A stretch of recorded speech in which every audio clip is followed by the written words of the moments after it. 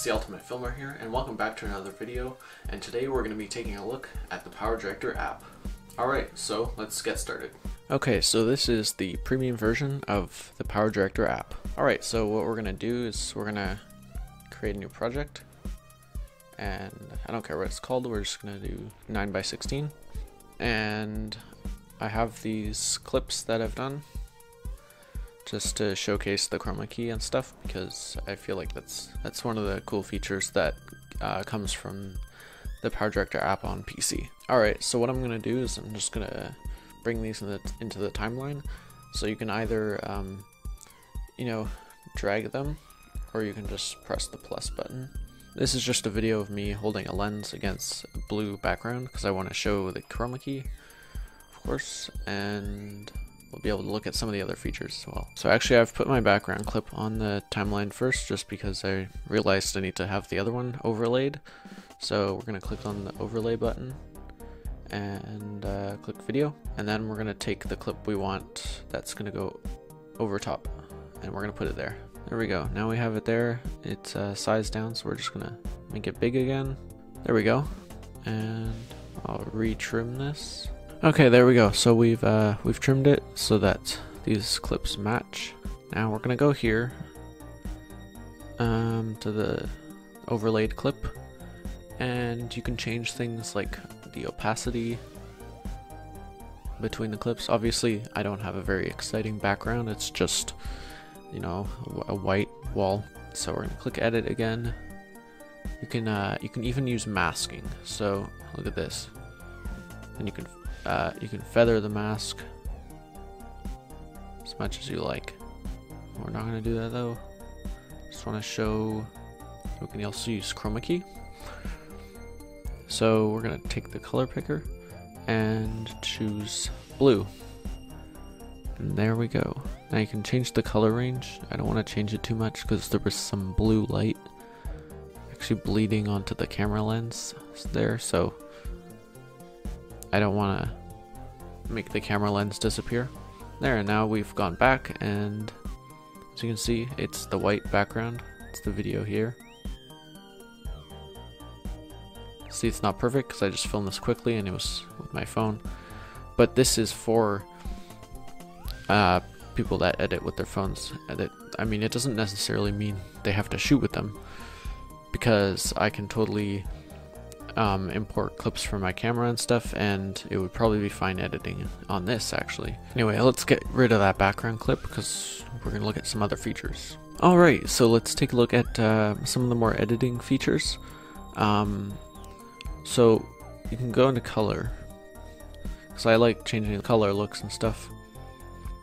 So you can adjust the contrast, the saturation, and the hue.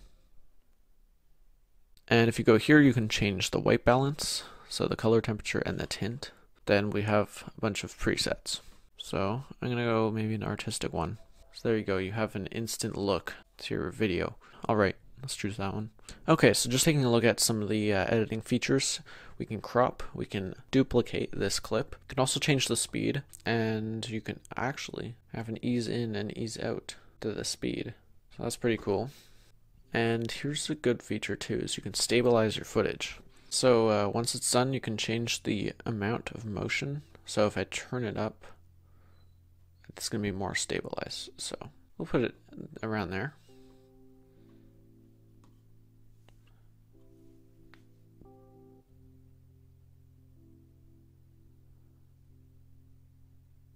And as you can see, it's kind of stabilized itself relative to the lens. Since there are no background elements and I'm waving this thing in front of the camera, it doesn't really know what to do. Anyway, we're gonna go edit, and you also have reverse. You can do lots of cool effects with reverse too. So most of these are basic editing features that you'll find in editors on the PC. So a lot of these features come from PowerDirector PC version, which I find is really cool because you can do all this on your phone too. So if we look at the effects here, we have most of the things you'll find in the PowerDirector PC version, and so I find that really cool. So you can do a lot of things on your mobile device. Alright, so to use an effect, I'm gonna use color edge. I'm gonna drag it onto the clip, and you can just click on it and on the color edge there, and I want to click edit, and then you can change whatever you want. Of course, this is just color edge, so it only has 1 degree slider, but we can try something else. Let's remove it. We'll go back to effects.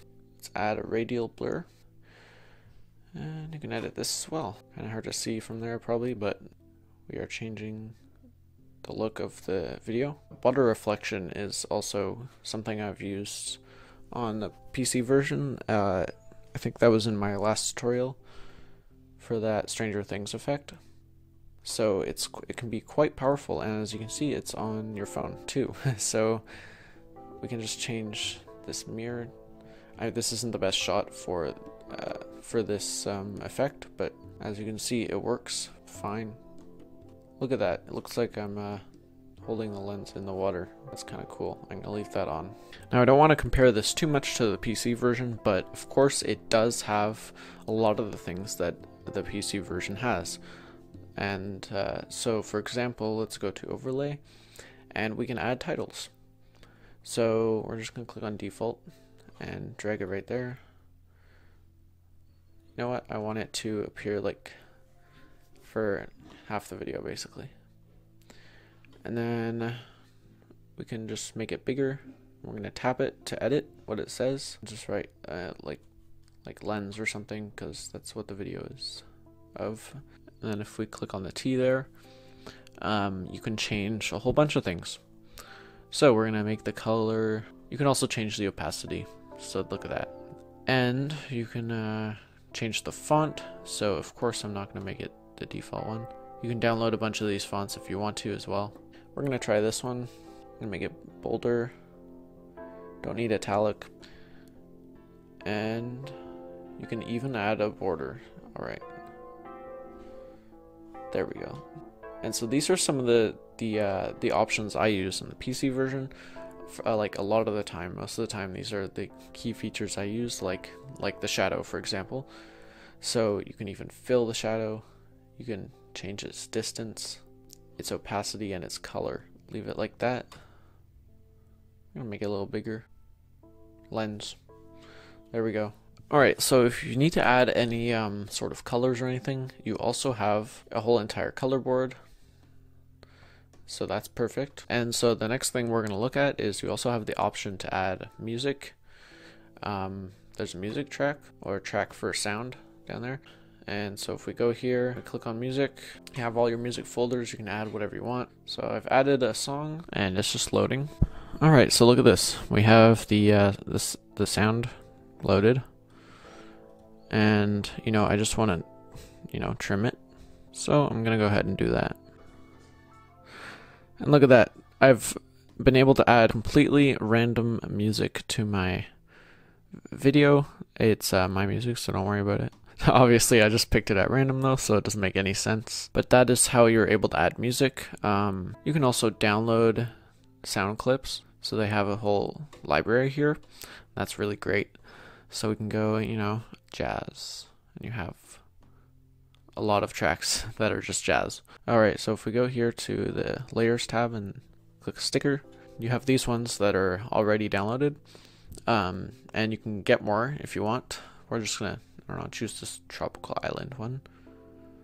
There we go. You can add another layer and it just puts it there. You know, we're just gonna put it right under the lens text. There we go. We can edit this if we want. We can change the opacity. Most of the stuff that you can do with the other clips. We can also make it fade in and out. So I'm gonna do that. We'll just click OK and choose a blending mode for it. I'm gonna choose difference. If we go back to layers, you can also see that you can add an image or another video. Alright, so if you go into settings, you can see audio mixing. And we can change the audio levels for the layers and the music tracks. So that's really good. We're gonna click OK because I don't need to change them. Now if we go into the actual settings here, we can change the default image duration. So when you put something on the timeline, that's an image. The default length of that clip, basically. And you have a lot of normal settings for the app. You can make sure the enable snapped clips in timeline is on, which is usually pretty useful. Unless you don't want them to snap, then you can just turn it off. So of course those features are incredibly important, so you can change the settings inside the app and stuff. So I'm just going to look at one more thing here, and that is transitions. So I've added this clip, and we're just going to click there. And look at that. I see some very familiar transitions from the PowerDirector PC version. And so a lot of these I'm able to use, not just as transitions though, but I've used them for effects and stuff in videos. So yeah, so let's try using this soft wipe. There we go. As you can see, if I play this, and you have all these other ones as well. Plus, you can download some more. Okay, now let's say we want to produce this video. So we're going to go to here, little export button, produce video, and I'm going to go to save to gallery or SD card. And then you can also name it here if you want. And you can also get a 4K version, except I'm pretty sure it's only showing 1080p because I only filmed it in 1080p. However, if you do have 4K, I'm pretty sure it can export 4K. Except just on my phone, I wouldn't use 4K because it's too slow to, handle large 4K files. And that brings me to the last point of this video. So, of course, I think this is a great app for mobile video editing.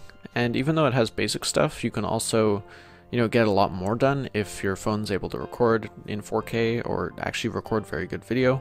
Despite my phone being kind of iffy on the power side of things, the app seemed very smooth while I was using it, so that is a good bonus. However, if I was filming videos with my camera and they were in 4K or something, maybe I wouldn't throw that at my phone, but But the options here with this version of PowerDirector Premium are up to par to the PC version, given the fact that it's a mobile video editor. It has lots of cool features, it's fairly easy to use. And I didn't find it was taking me much time, and I'm pretty sure I'm used to the way everything is laid out now.